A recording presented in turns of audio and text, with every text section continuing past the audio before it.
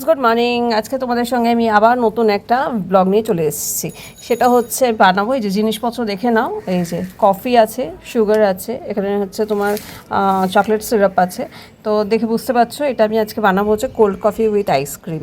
ঠিক আছে, আইসক্রিমটা এখনও বার করিনি। আর এই যে দুধ আছে, খুব প্রয়োজনীয়, কিন্তু এখনও পর্যন্ত আইসক্রিমটা বার করিনি, ওটা মেল্ট হয়ে যাবে। হ্যাঁ, এবার তোমরা বলতেই পারো এই দুটো গ্লাসের এই ভিন্ন ধরন কেন।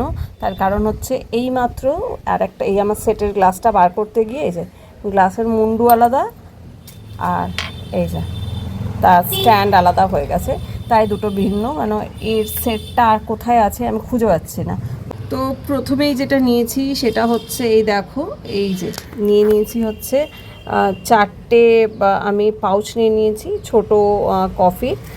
আর এখানে কিছু চিনির পাউচ আমার কাছে ছিল, তোমরা নর্মাল বাড়ির চিনিটা ইউজ করতে পারো, আমার কাছে এটা ছিল বলে আমি এটা করে নিচ্ছি। এবার এইগুলো গ্লাসের মধ্যে ঢালবো।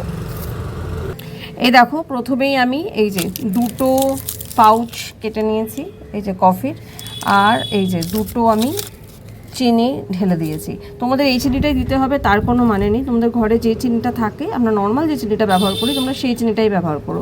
আর তার সাথে আমি এবার এর মধ্যে দিয়ে দেবো হচ্ছে এই যে 1 চামচ দুধ। এবার দিয়ে এটা ভালো করে, যেরকম আমরা ডালগোনা কফি বানাই বা আমরা ভালো করে ফেটিয়ে কফি বানাই সেরকম করে এটা ফেটাবো। এই দেখো, তোমরা যদি দেখতে পাচ্ছ তাহলে বুঝতে পারবে এই যে সুন্দরভাবে এটা আমার ফেটানো হয়ে গেছে। এই দেখো, এই দেখো সুন্দরভাবে ফেটানো হয়ে। আজকে আকাশটা ভীষণ সুন্দর লাগছে, দেখো খুব ভাল লাগছে। বাইরেটা একটু বৃষ্টি হয়তো হবে, সকালবেলা থেকে একটু মেঘমেঘ করে আছে। আর একটা জিনিস তোমাদের দেখিয়ে দিই, এ দেখো গতকাল তোমাদের সঙ্গে সেই আমার লোটাস সিডটার একটু করেছিলাম, একটা ভিডিও দিয়েছিলাম। তো আজকে এখনও পর্যন্ত কোনো রকম কিছু হয়নি, এটা অ্যাটলিস্ট 4-5 দিন টাইম লাগে। তো আজকে তো সেকেন্ড ডে, তো এখনও পর্যন্ত আমি কোনো কিছু দেখতে পাচ্ছি না, সেমই মনে হচ্ছে। দেখো, এবার আমি নিয়েছি এই যে চকলেট সিরাপটা। এবার এইটা দিয়ে গ্লাসটাকে সুন্দরভাবে ডেকোরেট করা হবে। তো এবার চলো শুরু করি। এটাকে এবার একটু কেটে নিলাম। আচ্ছা, স্পুনটাকে একটু সরিয়ে রাখছি, এই যে স্পুনটাকে একটু সরিয়ে রাখলাম। এবার যেটা করব, এই দেখো জাস্ট এমনি জাস্ট একটুখানি এরকম এরকম করেই, এই দেখো কিচ্ছু না, যা ইচ্ছা সেরকম করেই একটুখানি জাস্ট গ্লাসটাকে দেখতে সুন্দর হবে সেইভাবে জাস্ট একটু ছড়িয়ে দেবে, আর কিচ্ছু করতে হবে না।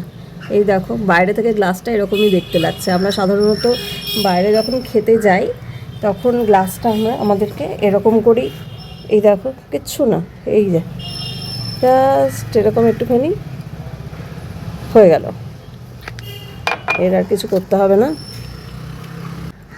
এই যে দুধটা নিয়েছিলাম, এবার দুধটা এর মধ্যে জাস্ট ঢেলে দেবো। দেখো দেখো দুধটা ঢালার পর গ্লাসটা কি সুন্দর লাগছে দেখতে। এই যে হলো,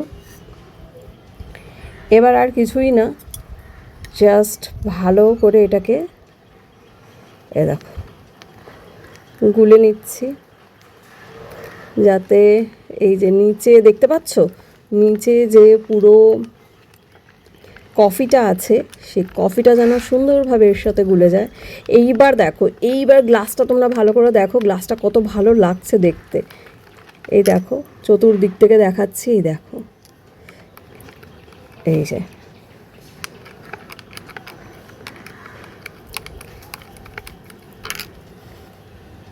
রেডি।